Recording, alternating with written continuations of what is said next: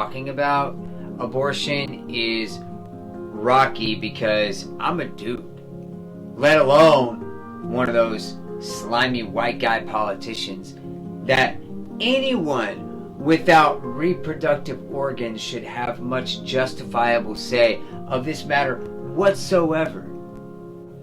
Yet, each state now has free reign to incorporate its own laws against or for abortion. You know, the date of this release, July 5th, happens to be my half birthday. Now, I would not have been born if it weren't for my mother deciding to carry me to term and give birth to me. She had that choice in 1982 going into 1983 with an option to not bring me into this world with Roe v. Wade by her side.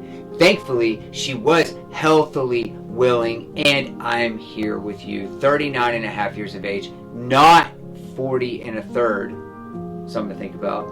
But if my mother were pregnant with me today in the same city of Louisville, Kentucky, where its trigger law banned abortion immediately with Roe reversal, she'd be forced to give birth. She'd have to travel more than 2 states over to be unrestricted from personal freedom to care for her body and future existence on this planet, owned like a Confederate slave separated from the Union. If my mother did decide to make a trip to Fairland, my soul would find a different vessel to life, so no harm, no foul. At least, that's what I believe. And there lies an important kicker. Beliefs. They differ, and that's okay. But in the matter of pregnancy, it only matters what she believes, how she feels about it, what moral compass is guiding her down whatever path she wants to walk. So yeah, Governor of the state, you and your quote-unquote majority of Oklahomans can keep your beliefs to yourselves. Because really, who wants to live in your boring state anyway? Sick.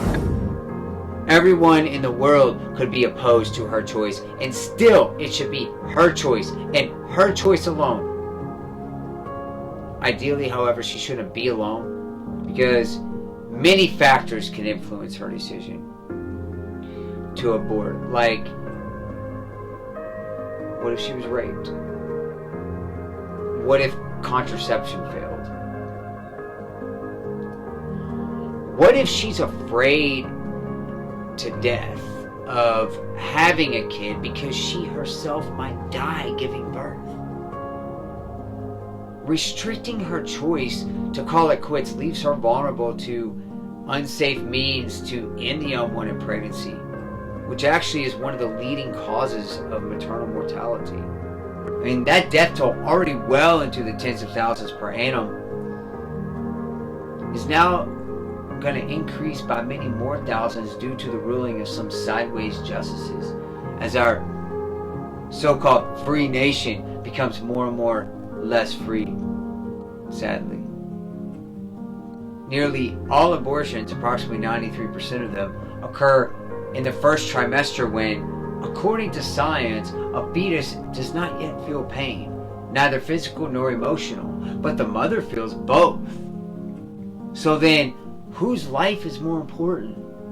Well, logically, the mother. Morally, well, again, that's up to her. But bear in mind that if a pregnancy is traumatic for the unwilling mother, the psychological impact will more than likely impose mirrored effects on her baby once he or she can feel pain. Either way, it's not good, but her mind, her body, her baby, prior to that baby having a social security number. Therefore, the baby can't really be considered a legal citizen, at least not yet, which gives no government, state or federal, any jurisdiction anyway. Might be some kind of legal loophole there. I mean, abortion is gynecological health care for pregnant women. I mean, pediatrics hasn't stepped in yet. We're only billing insurance for one individual thus far. Okay? And these women are entitled to privacy, respect, and support to protect not just their physiology, but also their dignity. You know, the American College of Obstetricians and Gynecologists confirmed that sound health policy is best based on scientific fact and evidence-based medicine, that the best healthcare is provided free of political interference in the patient-physician relationship, period. And ultra-personal decision-making like that of whether to abort a pregnancy or not by a gal and her doctor or doctors should never be replaced with political ideology based on the beliefs of others. So, yeah, Mitch McConnell, back the fuck off, man. And you know what? That's coming from a guy born in the state you represent. You know, I generally do vote Republican, by the way, because I love money. But I love the ladies more. I do my best to respect them. It's a sad time to be a Republican. Speaking of money, however, I've decided to sell my property in the grand old state of Texas.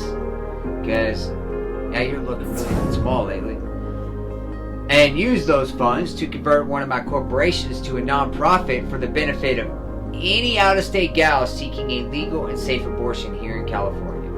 Governor Newsom just signed a bill to protect our abortion providers against liability from performing special reproductive care to patients from states where the procedure is a no-no. Well, it's a yes here if you want our help. So please don't feel alone.